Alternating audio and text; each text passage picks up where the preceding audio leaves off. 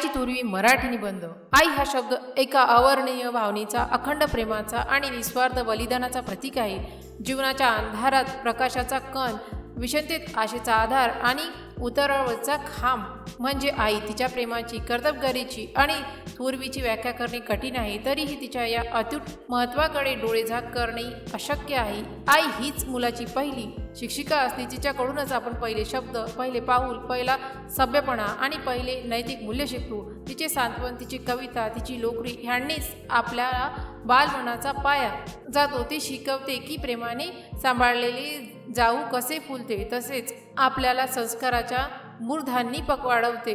आईचे प्रेम निसर्गातील सर्वात शुद्ध आणि निस्वार्थ प्रेम आहे। ते कधीही मागणी करत नाही। चाहूल, आजारपण, उदासीनता किंवा अपयश या प्रत्येक क्षणी तिचे प्रेम आपल्याला आधार देते। तिच्या डोळ्यातील चमक, हास्या चेहऱ्याचे ओठ आणि आलिंगनाची ऊब हीच आपल्या जीवनाची खरी संपत्ती आहे। मातृत्व म्हणजे निरंतर बलिदानाची पराकाष्ठा।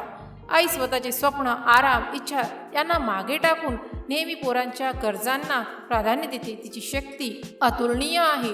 रात्रंदिवस अविश्रांत परिश्रम करणे, प्रत्येक आव्हानाला समोर जाणे, कधीही हार न मानणे हे तिच्या अढळ मनोबलाचे द्योतक आहे।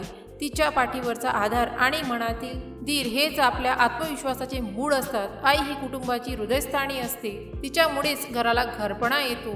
ती एका हाताने रसोड्यात जेवण करते तर दुसऱ्या हाताने सगळ्यांची काळजी घेते। तिच्या प्रेमामुळेच कुटुंबातील सर्व नातेसंबंध गुंफले जातात। तीच असते ती सूत्रधार जे प्रत्येकाला एकत्र बांधून ठेवते। मातृदेवो भव हा उपदेश आईच्या देवी स्थानाचे दर्शवतो।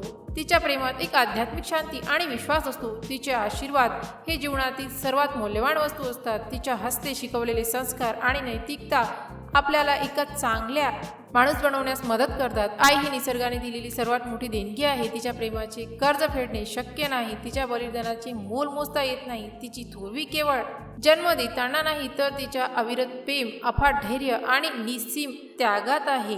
तिच्या पायाशी वाहिलेले हे जीवन आपण कृतज्ञतेने जगले पाहिजे, कारण आईच्या पायाखाली स्वर्ग असतो ही जुनी म्हण केवळ शब्द नसून जीवनाचे शाश्वत सत्य आहे। तिच्या प्रेमाला, तिच्या थोरवीला कोणताही शब्दकोश न्याय देऊ शकत नाही, कारण ते प्रेम अनंत आणि अवर्णनीय आहे। माझ्या आईचे हात कोमल तरी अढळ घालतात माझ्या जीवाला प्रेमाचे अखंड कवच। जर या पोस्टशी संबंधित काही गोंधळ असेल किंवा आपल्याला अशा कोणत्याही विषयाची माहिती हवी असेल तर कृपया खालील दिलेल्या कमेंट बॉक्सद्वारे आपले प्रश्न आम्हाला विचारू शकता। या पोस्टशी संबंधित आणखीन काही प्रश्न असतील आपण आम्हाला ते देखील सांगू शकता की आम्ही त्या समस्या नक्कीच सोडवू।